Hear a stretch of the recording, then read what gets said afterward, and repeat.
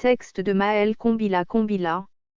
La prédisposition à l'autorité et au pouvoir d'État, Pape I, et la prédisposition à l'autorité et au pouvoir ecclésiastique, Pape II. Il est important de savoir que pour la plupart des gens, tout champion est appelé à devenir une célébrité, une merveilleuse étoile, une grande star. Pour ma part, un véritable champion est avant tout celui qui possède des prédispositions pour exercer une certaine autorité ou un certain pouvoir d'origine divine ou de nature humaine. Cependant, on constate que dans le monde dans lequel on vit, tous les vrais champions ne sont pas toujours ceux et celles qui ont reçu des prédispositions de vainqueurs de manière innée ou par le travail. En effet, beaucoup de déclarés champions d'aujourd'hui sont en réalité des usurpateurs de titres. Par exemple, tous ceux et celles qui sont arbitrairement post-magouille déclarés vainqueurs par certaines institutions publiques, organisations nationales ou internationales frauduleuses. Par ailleurs, nous savons avec certitude que de nombreuses célébrités d'aujourd'hui le sont devenues non pas à cause de leur qualité professionnelle, de leurs abnégations au travail, de leurs performances physiques, artistiques ou intellectuelles, mais à cause du favoritisme sectaire. De même, nombreux sont les hommes ou les femmes parmi nous, qui sont devenus influents dans leur société, à cause de leur volonté ou de leur entêtement à s'associer aux forces des ténèbres. Cet engagement funeste est souvent fait passer en priorité, alors que la probité morale et le sens de l'honneur sont quant à eux mis en arrière-plan par de nombreux acteurs assoiffés d'autorité et de pouvoir d'origine étatique ou ecclésiastique. Apparemment cette mauvaise tendance à opter pour les mauvaises pratiques qui est aujourd'hui largement répandue dans de nombreuses sociétés au nord comme au sud, est souvent plus motivée par un suivisme aveugle, plutôt que par des convictions personnelles. Ces hommes et femmes qui optent pour la mauvaise voie, ou pour le mauvais choix appartiennent généralement à cette catégorie d'individus, qui polluent bien trop souvent notre atmosphère politique, tout comme ces leaders religieux, qui pullulent malheureusement dans plusieurs de nos sociétés ecclésiastiques en Afrique, en Europe, aux Amériques, en Asie, en Océanie et au-delà. La plupart d'entre eux semblent briller de l'extérieur, mais sont en réalité majoritairement noirs de l'intérieur. Pour un bon nombre d'entre eux, leur vie semble accomplie vue de l'extérieur, mais aux yeux de Dieu notre Père qui est dans les cieux et dont le nom est infiniment sanctifié, ils sont en réalité vides à l'intérieur. Ces hommes et ces femmes pour le peuple de Dieu ne sont pas de bons modèles à suivre, car ils ne marchent pas selon la vérité divine qui est humaine et universelle. Pire, ils n'ont pas en eux la prédisposition à l'autorité et au pouvoir d'État en abrégé Pape I, encore moins la prédisposition à l'autorité et au pouvoir ecclésiastique formulée par Pape II, qui est selon les membres de l'école de la conception universelle de la sagesse du Gabon, CUS Gabon, que les métaux-réformistes que nous sommes représentons, fonction du niveau de proportion à l'autorité et du pouvoir exercé formulé Pape 0. Ils n'ont donc aucune légitimité pour exercer leur autorité et leur pouvoir devant Dieu, et devant le peuple de Dieu. Or celui qui veut avoir une certaine légitimité divine dans l'exercice de sa fonction régalienne, doit absolument s'assurer que sa proportion à l'autorité et au pouvoir exercé, Pape 0, est suffisante ou forte. S'il est vrai de dire que le prédisposé à l'autorité et au pouvoir d'État formulé mathématiquement Pape I est considéré comme un acteur de développement essentiel dans une nation, il est tout aussi vrai de dire que le prédisposé à l'autorité et au pouvoir ecclésiastique représenté par la formulation Pape II dans une communauté religieuse est considéré comme un acteur de développement pour le royaume de Dieu. Par ailleurs, il est important de savoir que le prédisposé à l'autorité et au pouvoir d'État, tout comme le prédisposé à l'autorité et au pouvoir ecclésiastique est celui ou celle dont la proportion à l'autorité et au pouvoir exercé est très forte. De même, nous disons que celui ou celle dont la proportion à l'autorité et au pouvoir exercé est très forte est théoriquement, techniquement et potentiellement mieux outillé pour exercer une fonction d'autorité ou de pouvoir au sein d'une nation démocratique. Mais comment peut-on augmenter la proportion à l'autorité et au pouvoir exercé, Pape 0, d'un individu lorsqu'elle est faible, nulle ou négative? Selon les métaux-réformistes, la façon la plus ludique, qui peut permettre d'augmenter la Pape 0, qui est un indicateur politique, c'est d'augmenter notre temps de jeu démocratique. Mais c'est quoi un jeu démocratique ? Un jeu démocratique est un jeu de simulation spécialisé dans le jeu politique. Un jeu politique selon Maël Combila au carré est un jeu de société orienté vers le domaine politique, intégrant dans son organisation et son fonctionnement les systèmes politiques essentiels, des cartes politiques réelles ou fictives, des règles de conduite politique, bonnes et mauvaises, des mouvements politiques de base, qui vont à la conquête du pouvoir exécutif, et s'affrontent dans l'arène politique, au sein d'un État, soumis à des règles de droit, des règles de non-droit ou des règles d'urgence sanitaire mais aussi militaire.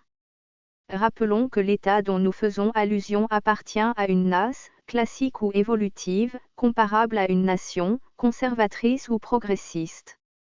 Selon les métaux-réformistes, la meilleure solution spécialisée dans le jeu politique actuel est le jeu de société Democracy Game, et cela parce qu'il permet d'initier les joueurs à l'instruction et à la connaissance universelle de manière amusante et pratique, mais surtout d'augmenter leur proportion à l'autorité et au pouvoir exercé dit Pape 0. Mais comment peut-on définir le jeu Democracy Game ?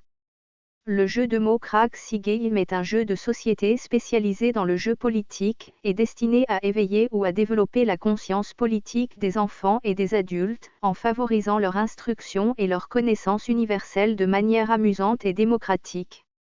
Il existe en deux versions, à savoir la version classique et la version évolutive. La version classique ou originelle est constituée de 16 cellules dont 4 au centre, et 12 qui entourent le centre encore appelé le cœur de l'univers. Par contre, la version évolutive contient plus de 16 cellules, notamment les cellules de la version classique et toutes celles qu'elle peut théoriquement engendrer, et qui forment ensemble l'univers cellulaire du jeu. La particularité de la version classique est qu'elle contient qu'un seul couple, appelé le premier couple de l'univers.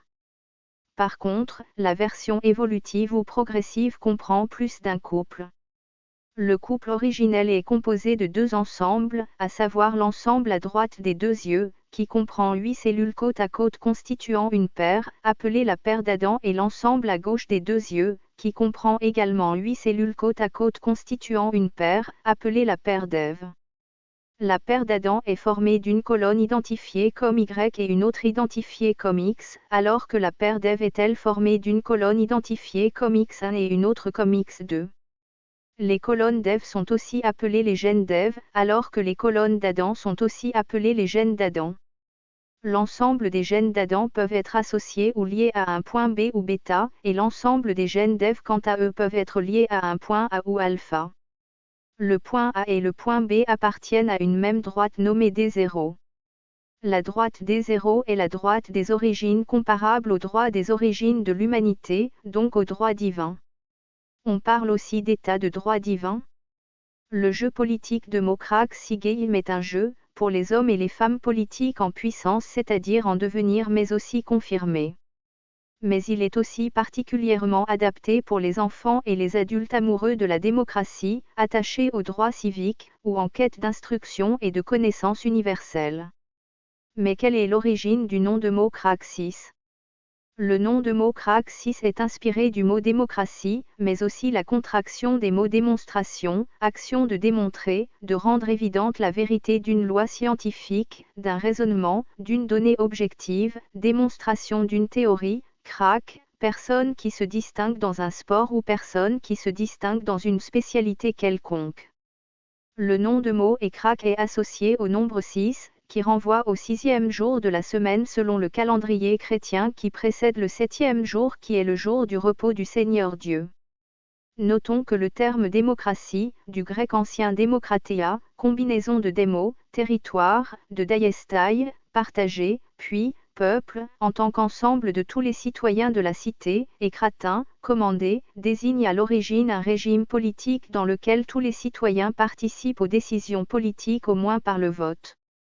Il désigne aujourd'hui tout système politique dans lequel le peuple est souverain. Par extension, la démocratie peut aussi qualifier une forme de société, la manière de se gouverner qu'adopte une organisation ou encore un système de valeurs. Le jeu de mots Crazy Game a pour mission d'œuvrer à la promotion des principes et des valeurs démocratiques ou pro-démocratiques, mais aussi de contribuer de manière pratique et ludique à la formation démocratique du citoyen durant son temps dédié au loisir. Mais quel est en vérité l'intérêt de ce jeu? De mots Crazy Game a à nos yeux 4 principaux intérêts politiques.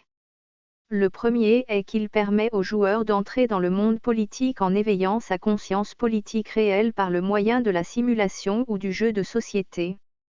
Le second est qu'il permet aux joueurs de se connecter à l'esprit démocratique, par la connaissance du jeu et des systèmes démocratiques, mais encore des stratégies politiques conformes aux principes démocratiques. Le troisième intérêt est qu'il permet aux joueurs de se frotter à l'univers démocratique, en le poussant à embrasser la pensée démocratique universelle, mais aussi à adopter les usages dignes d'un citoyen vivant dans une démocratie libre. Le quatrième intérêt politique est qu'il permet aux joueurs de mieux se confronter aux exigences démocratiques, en le préparant mentalement par le moyen du divertissement.